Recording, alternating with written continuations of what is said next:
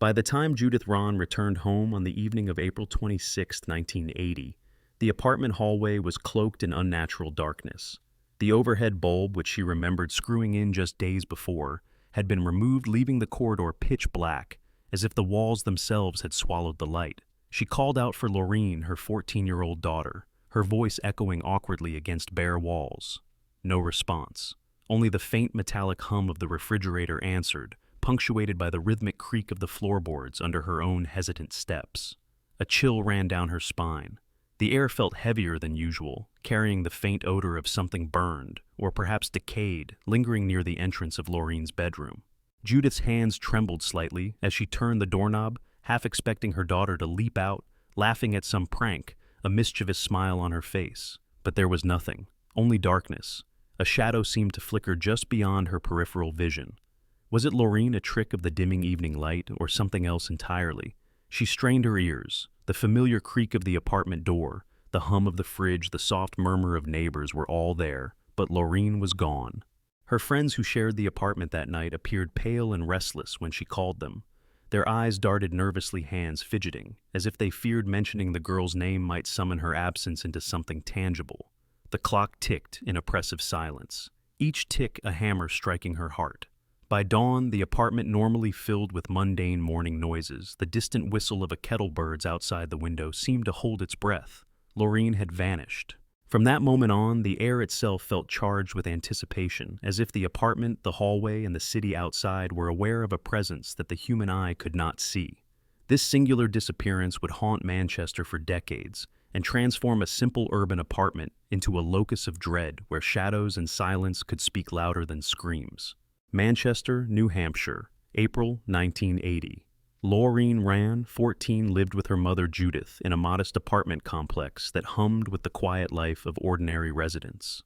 Laureen was known for her curiosity, her avid reading, and her tendency to wander streets and neighborhoods in the fading light, observing the world with the wide-eyed wonder of a child, yet tempered by a precocious awareness of human behavior. She was not rebellious. She was careful, attentive, and trustworthy, a girl whose sudden disappearance would defy logic entirely. That evening she had been in the apartment with two friends. By all accounts, they were ordinary teenagers sharing the space, talking in low voices, perhaps laughing at stories or gossip that would be inconsequential under normal circumstances. Yet that night, ordinary circumstances became extraordinary. Judith, returning home from work, noticed immediately the heavy silence that seemed unnatural, in a space usually filled with the subtle sounds of life. The hallway light was gone, the switch bare, and shadows stretched and twisted unnaturally across the walls. Inside the apartment, subtle cues compounded the unease. The air smelled faintly metallic, the hum of the fridge louder than usual. The familiar ticking of the wall clock seemed muted, distorted, as if time itself were reluctant to move forward. Judith called Laureen's name repeatedly, her voice trembling. The friends confirmed they had not seen her leave. No footprints, no signs of a struggle, no note, nothing. The singular truth emerged: Laureen Rahn had vanished. In the broader context of 1980s Manchester, a city of quiet streets, small businesses, and close-knit neighborhoods, this disappearance would immediately ignite fear and speculation. The ordinary safe apartment became a stage for a mystery that blurred the line between reality and something more sinister. Shadow silence and the inexplicable absence of a child combined into a tableau that would haunt witnesses and authorities alike. In the weeks following Laureen Rahn's disappearance, Manchester police initially treated the case as a potential runaway. The official case files, later obtained under public records requests, show a meticulous chronology of interviews and observations, each page inked with the frustration of law enforcement trying to reconcile a vanishing that defied all patterns. According to the reports, Laureen had not left any notes. Her room showed no signs of forced entry, and her personal belongings, including her school books, were undisturbed. Her bed appeared slept in, yet it seemed she had never truly lain there. Judith Rahn, increasingly desperate, scoured the apartment for clues. She found only small, inconsequential items slightly out of place: a hairbrush resting on the kitchen counter instead of the bedroom, a book moved on a shelf. None of it indicated foul play. Yet, all of it whispered that something unseen had passed through the rooms, unseen but deliberate. The apartment seemed alive in its absence, a silent witness to the events no one could explain. In October of the same year, months after the disappearance, Judith discovered anomalies in the household telephone bills. 3 calls had been placed to California without her knowledge. 2 connected to a local motel chain, the third to a hotline designed for minors seeking guidance regarding sexual concerns. Law enforcement cross-checked the motel records, and one establishment was repeatedly associated with an individual using the pseudonym Dr. Z, known in dark circles for distributing illicit photographs involving children. Despite these alarming associations, investigators could not find evidence connecting Laureen to any of the calls. The mystery intensified rather than clarifying, leaving gaps that made the story almost unreal. Every document, every log seemed to stop at the edge of an invisible wall. Motel registers showed entries for other travelers, but no trace of Laureen. The hotline logs indicated calls received, but the details were redacted or erased, leaving only the knowledge that someone had reached out. Law enforcement's notebooks reveal hours spent comparing handwriting, checking signatures, and tracing every known contact, all culminating in a frustrating void. Witness statements contradicted one another. Small details shifted over time, and even physical evidence such as fingerprints on doorknobs, switch plates, and door keys yielded nothing definitive. A few years later, Judith received a single mysterious phone call. She remembers the silence more vividly than the act itself. When she answered, the line carried nothing but static, interrupted by the faintest whisper, an audible exhalation that seemed too deliberate to be accidental. The call ended as abruptly as it began. Authorities never traced it. This solitary instance became emblematic of the entire case, a trail that promised answers but delivered none, a communication that was almost there yet impossibly absent. The police also investigated Laureen's friends and acquaintances. Both friends present the night of the disappearance maintained their accounts, but subtle inconsistencies were noted in the police reports. One said she had seen Laureen reading in the living room. Another insisted she had gone to the kitchen. Neither claimed to have seen her leave. Both were teenagers, nervous and compliant, yet their movements within the apartment that night were scrutinized in detail, shadows of doubt creeping into every statement.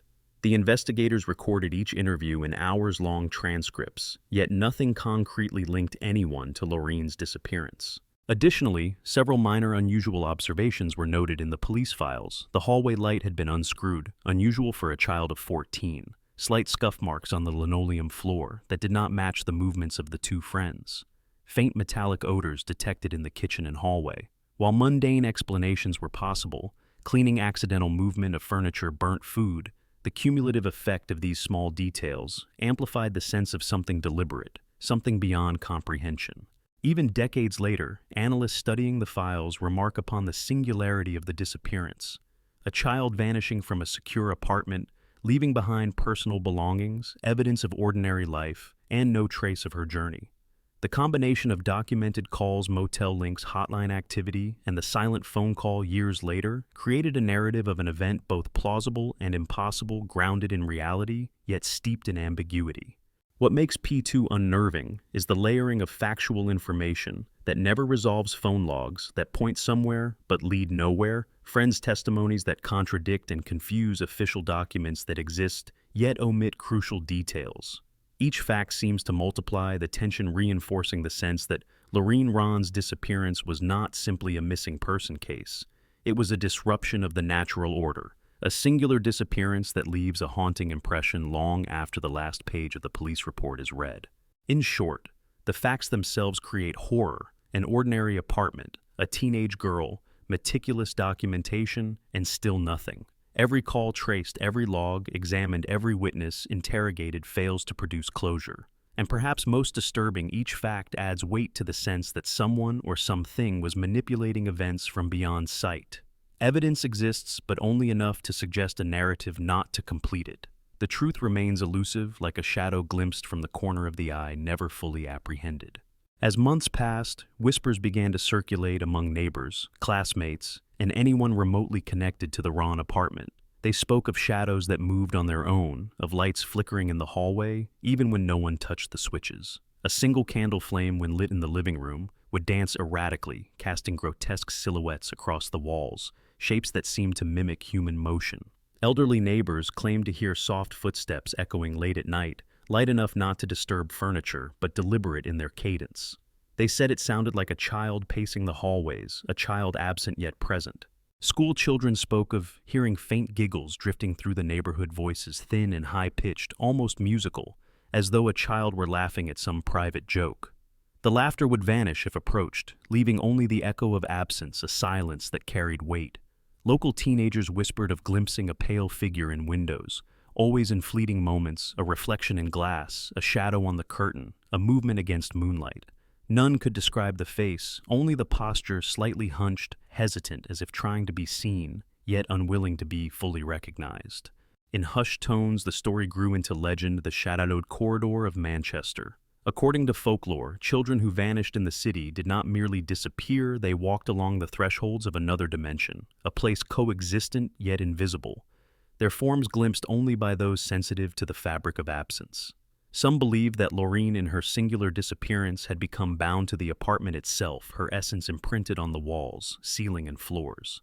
The physical realm retained her presence in imperceptible ways, the flicker of the light bulb, the metallic hum in the fridge, the sudden draft that whispered down the hallway. Neighbors claimed that certain nights when the moon was low and shadows long, the apartment exuded an unnatural chill. Curtains fluttered without wind, doors creaked even when locked, and the faint sound of soft singing a lullaby, half-remembered, rose from the hallway. Judith herself reported a sensation of being watched. Objects seemed to shift when her back was turned, and the echo of footsteps that were not her own followed her through the apartment. Friends of Laureen corroborated these experiences, often hesitating to describe them fully, their voices trailing off as though mentioning the phenomena might conjure it. The legend spread beyond the immediate circle. Students at Manchester High spoke of seeing her in the reflection of darkened windows, fleeting glimpses of a figure in a nightgown that vanished when one blinked. A local journalist documented the strange reports, noting that the community began to fear the apartment complex itself, a place where the living tread lightly and the shadows remember the missing. The folklore became inseparable from the facts. The apartment was no longer merely a site of a missing child, but a threshold between ordinary life and something darker, something unexplainable. Even local law enforcement, initially skeptical, could not ignore the cumulative effect of repeated reports. Officers visiting the scene late at night noted temperature drops, unexplained light flickers, and auditory anomalies, soft whispers, almost imperceptible, that seemed to echo from no source. Some hypothesized that the brain fills gaps with fear, creating a self-reinforcing legend, yet the sheer volume of independent witnesses made such explanations unsatisfying. The most chilling element of the folklore was the pattern of movement. Shadows seemed to follow the rhythm of someone walking, but the floors bore no additional scuff marks, and surveillance footage from nearby streets captured nothing unusual. The neighbors reported lights turning on and off in the hallways, not in a random pattern, but in a rhythm that mimicked human breathing. It was as if Laureen herself was sending a message through the physical environment, a silent communication, a code of absence. Stories became exaggerated over time, as is the nature of folklore, but all retained a kernel of truth. Laureen Rahn disappeared from a secure apartment in April 1980, and the space she left behind retained her presence in inexplicable ways. Each retelling added new dimensions to the haunting shadows that lingered longer than light. Whispers that teased at the edge of comprehension, the faintest scent of her hair or clothing lingering in the air, months after her disappearance. Some theorists suggested that children like Laureen could sense things adults cannot, boundaries between dimensions, energies undetectable to ordinary human senses, a sensitivity to places of absence. Perhaps the apartment itself had absorbed her, leaving traces of her consciousness embedded in the walls, the floorboards, and the air. The legend posited that those who entered the apartment after her disappearance were not merely entering a physical space, they were trespassing into an interstice where normal rules of reality were suspended. And so, the folklore became inseparable from fact. Every documented phone call, every unexplained draft, every contradictory witness statement layered atop the other to create an overarching narrative that was both real and unreal, factual and supernatural. In the minds of the community, Laureen Rahn's presence lingered, a ghostly figure tethered between worlds, a reminder that disappearance is not merely a lack of presence but a transformation of it into something intangible, persistent, and haunting. Laureen Rahn's disappearance did not occur in isolation. Across the United States in the late 1970s and early 1980s, a series of child vanishings shared eerie similarities, adolescents gone from safe, familiar environments, leaving behind personal belongings, with friends and family reporting contradictory or incomplete testimonies. In many cases, subtle environmental anomalies, flickering lights, unexplained drafts, faint whispers were noted but dismissed as coincidence or the overactive imagination of the bereaved. Yet, when viewed collectively, the pattern became uncanny. Children disappeared from apartments, small homes, and quiet neighborhoods. The environment seemed to respond to their absence, marking the spaces with traces no one could explain. In Manchester, the Rahn apartment became emblematic of this motif. Observers reported recurring phenomena, shadows moving along walls without human presence. Objects subtly displaced doors, opening and closing when secured faint metallic scents in the air. Such occurrences mirrored accounts from other vanishing children in Providence, Rhode Island, Los Angeles, California, and small towns in New Jersey, where the domestic environment itself appeared to retain the memory or essence of the missing. The motif emerged not just as a story of absence, but as a spatial echo. The vanished child leaves behind more than memory. They leave an imprint on the very fabric of their home. Psychologists and folklorists studying these incidents noted a common thread. Each disappearance involved a confined, familiar space, a small group of known individuals, and sudden, untraceable communications. Phone calls, letters, or notes were placed or received, but never fully documented, often leading to dead ends. These half-trails fostered an uneasy sense of intentionality without culpability, a deliberate pattern imposed by some unknown agency. In Laureen's case, the calls to California, the motel registers, and the hotline for minors created an almost ritualistic layer, suggesting that her disappearance was not random, but somehow encoded in the structures of her environment. Even among law enforcement, this motif began to resonate. Investigators noticed the recurrent features: small residential units, teenage girls, limited acquaintances, strange communication events. Yet, the cases defied logical explanation, leaving authorities grasping at thin evidence. The recurring pattern lent the entire phenomenon a sense of inevitability, as though the children were being drawn along preordained trajectories invisible to human perception. It was not simply coincidence. These disappearances, separated by hundreds of miles, bore a shared signature, a spectral fingerprint of absence. Locals, meanwhile, began connecting the folklore of Laureen's apartment with other disappearances. In whispered conversations, stories of children glimpsed in windows, shadows that moved without source, and soft laughter in empty homes were shared. The motif of vanished but not gone emerged. The child's presence persists even in absence. These tales were recounted not only for entertainment, but as warnings, a collective recognition that certain spaces, certain corridors, certain thresholds were not merely neutral. They could harbor traces of lives that had slipped beyond human reach. The motif extended beyond spatial echoes. Temporal patterns surfaced as well.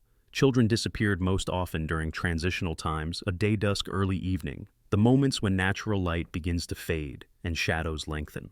Laureen vanished precisely during such a transitional period, a fact noted in police reports and folklore accounts alike. This time-of-day consistency appeared across multiple cases, suggesting that the phenomenon was sensitive to environmental conditions, to the shifting balance between light and shadow, presence and absence. Furthermore, the motif encompassed emotional resonance. Parents and witnesses consistently reported sensations of being watched, unexplained shivers, a sense of presence in empty rooms. These experiences, recorded in both contemporary statements and later interviews, created a shared emotional pattern: fear, uncertainty, and anticipation coalescing into a psychic echo that transcended the immediate circumstances of the disappearance. The motif was not purely physical, it was psychological, emotional, and perhaps metaphysical.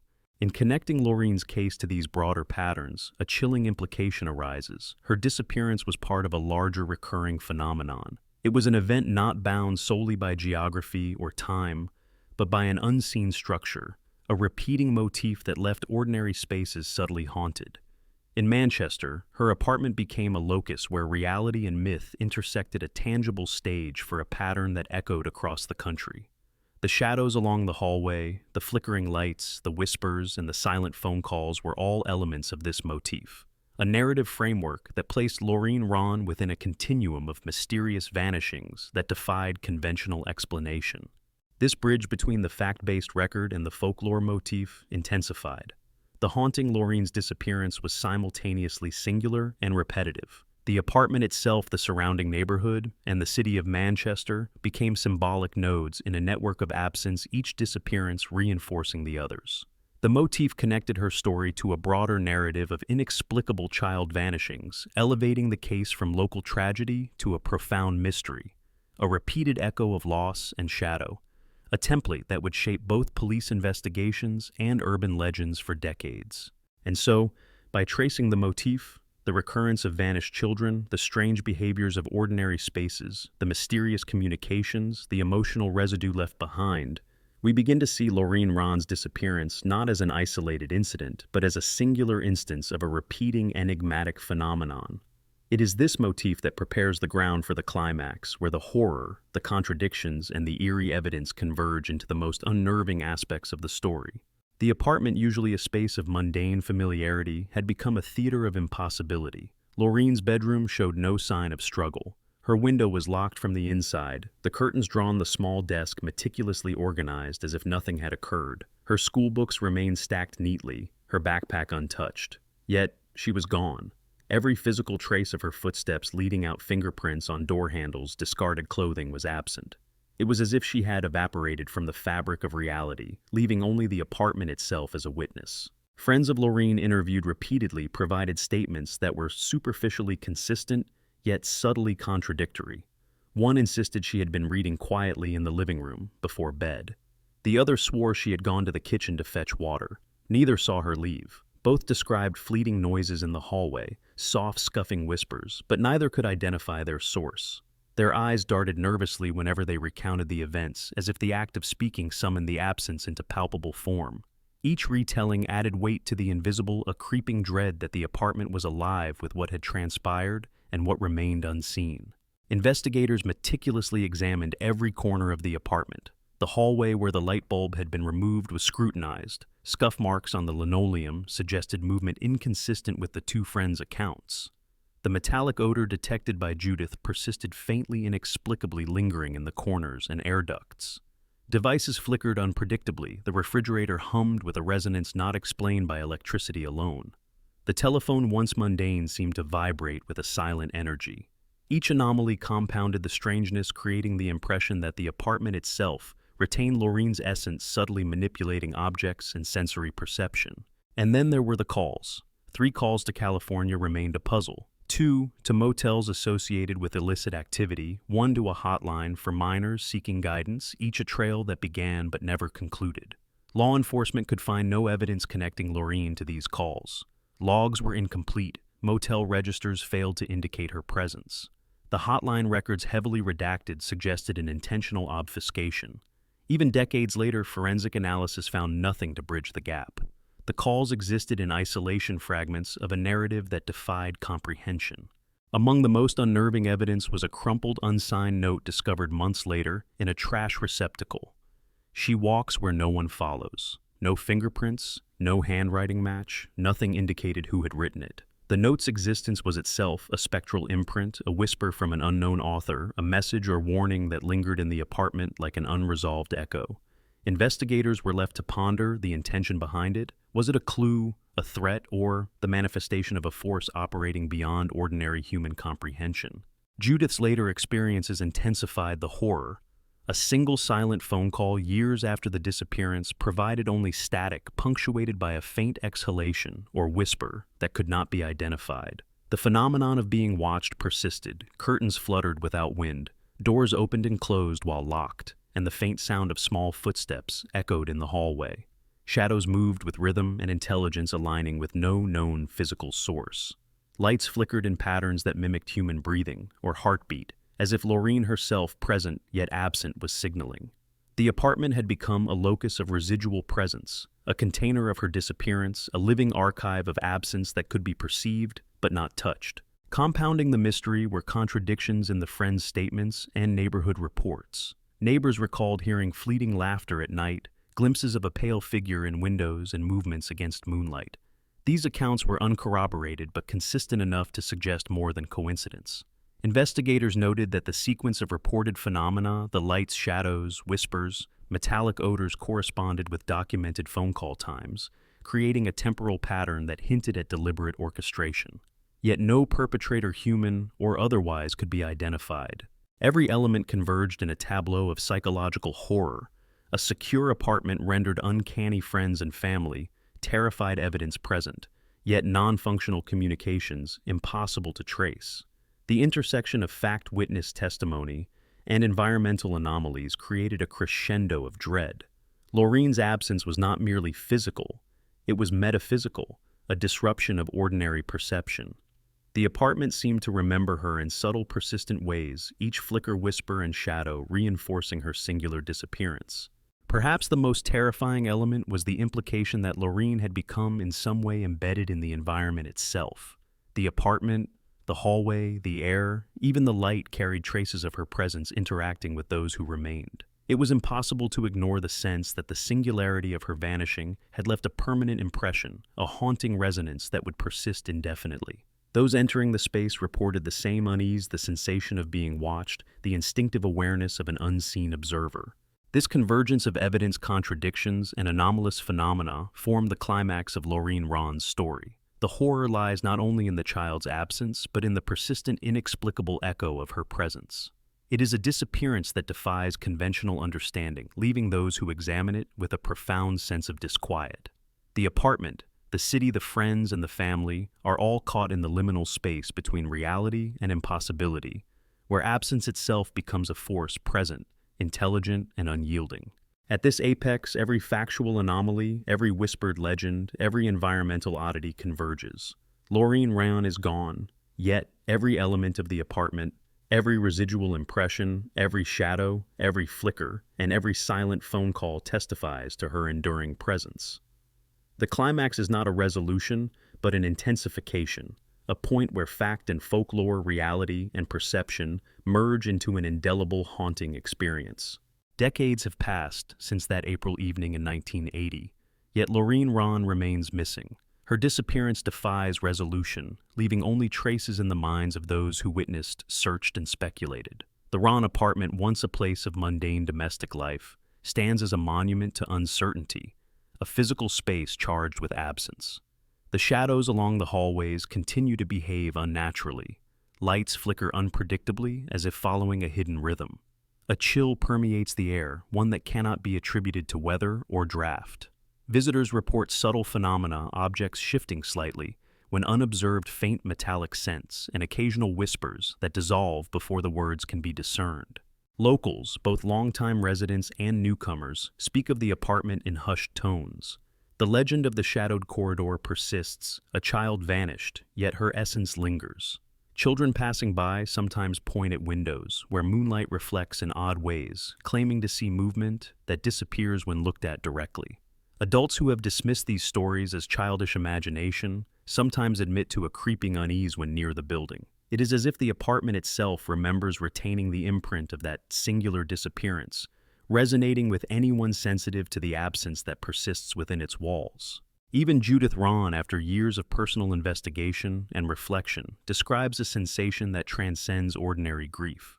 She recounts entering the apartment and feeling the undeniable sense of being watched, a presence hovering just beyond her perception. Faint footsteps echo behind her in empty rooms, curtains sway without wind. The lights flicker in a pattern reminiscent of a human heartbeat. The telephone, once mundane, occasionally vibrates or rings at odd hours, sometimes yielding nothing but silence, punctuated by the faintest whisper. Each event reinforces a chilling truth. Laureen's absence is not merely physical. It has become an enduring, perceptible force. The persistence of such phenomena has attracted attention from psychologists, folklorists, and paranormal researchers. Studies in spatial psychology and anomalous phenomena note that the apartment functions as a locus of residual presence, where ordinary environmental cues, temperature, light, sound interact with human perception to amplify fear and uncertainty. To some, these occurrences are manifestations of collective trauma, ambient anxiety, or heightened awareness. To others, they are evidence that the apartment retains a fragment of Laureen, a spectral echo of what was lost. Across the city of Manchester, the legacy of Laureen Rahn endures. The case is cited in discussions of missing children's strange occurrences and urban folklore alike. It has been referenced in police archives, academic research, and countless retellings in local media, Yet, no resolution has been reached, no trace of her has been discovered, no witness has emerged with definitive insight, no forensic evidence has surfaced to explain the disappearance. The mystery remains intact, woven into the cultural fabric of the community. And in the quiet moments when the world is still, the apartment seems to whisper its secrets. A faint movement in the corner of the eye, a soft exhalation of breath, a shadow that stretches a second longer than it should. These subtle markers suggest that the narrative of Laureen Rahn is far from concluded. Her story is a living enigma, a space where absence is made tangible, where the ordinary apartment becomes an extraordinary witness to the impossible. The outro leaves us suspended in that tension. The girl vanished, yet her presence lingers. The case remains unsolved, yet the apartment continues to communicate in silence. It is a reminder, haunting and persistent, that some mysteries are not meant to be fully unraveled. They exist as thresholds between what is known and what is beyond comprehension, where time perception and reality itself bend around the singular fact of absence. Laureen Rahn is gone, yet she is everywhere within that corridor, within the shadows, within the flickering light.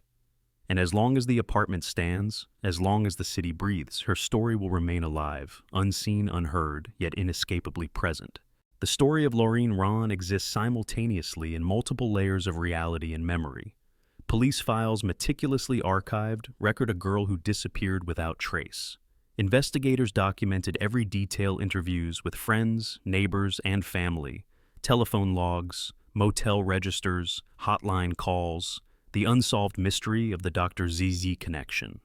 Yet despite all these documents, no evidence provides closure. Each report, each witness statement, and each recorded anomaly only adds to the sense of unresolved dread. Beyond the official records, the disappearance has become an enduring legend. The apartment where Laureen last resided is still standing, its hallways silent yet alive with memory. Locals whisper of flickering lights, shifting shadows, and fleeting glimpses of a girl who may never return. Children recount hearing soft footsteps when no one else is present, or glimpsing pale figures in windows that vanish upon approach. These stories, repeated and adapted over decades, have cemented Laureen Rahn's disappearance as more than a factual event. It is a living narrative where absence itself is a presence shaping perception and haunting memory. Even now, decades later, researchers and urban folklore enthusiasts study her case as a paradigmatic example of a singular disappearance. Her story bridges the tangible and intangible, fact and myth, reality, and the lingering echoes of what cannot be explained. Observers note that the apartment functions as a residual locus environmental cues. Temperature fluctuations, light anomalies, faint, metallic odors interact with human perception to amplify fear, awe, and curiosity. The disappearance becomes a force in itself, a reminder that sometimes absence carries a weight equal to presence. Patterns identified in Laureen's case resonate with other mysterious vanishings across the country. Children lost under similar circumstances, subtle environmental anomalies, cryptic communications. These are not merely coincidences but recurring motifs that suggest a structure to otherwise incomprehensible events. Laureen's story, in its particularity and universality, exemplifies the interplay of factual investigation and folklore narrative. The apartment, the calls, the shadows, the whispers, they all converge into a haunting tapestry that continues to resonate within Manchester and far beyond. The psychological and emotional legacy is profound. Families who hear her story are gripped by unease. Children are warned of shadows and flickering lights. Adults revisit their memories of that April night with renewed apprehension. The narrative endures not because of resolution, but because of the sustained tension between what is known and what is unknowable. Laureen Rahn is, in a sense, everywhere and nowhere, present in memory, in the apartment, in the whispers yet physically absent. And yet, the story remains open. Investigators, folklorists, and storytellers alike recognize that some mysteries are not meant to be solved. Laureen's disappearance is a threshold, a liminal space between the known and the impossible. Every flickering light, every whisper, every shadow in that apartment serves as a reminder. Some absences are not empty, they are active, alive, and persistent. Her legacy is the haunting question that lingers long after the facts have been recounted. You have just heard one of Manchester's most enduring mysteries, a story of shadows, absence, and echoes that refuse to fade. If you found yourself captivated or unsettled by Laureen Rahn's story, Follow this channel to uncover more unexplained disappearances, haunting folklore, and mysteries that blur the line between reality and the unknown. Remember, every darkened corridor, every flicker of light may hold stories waiting to be told, and perhaps waiting to be seen.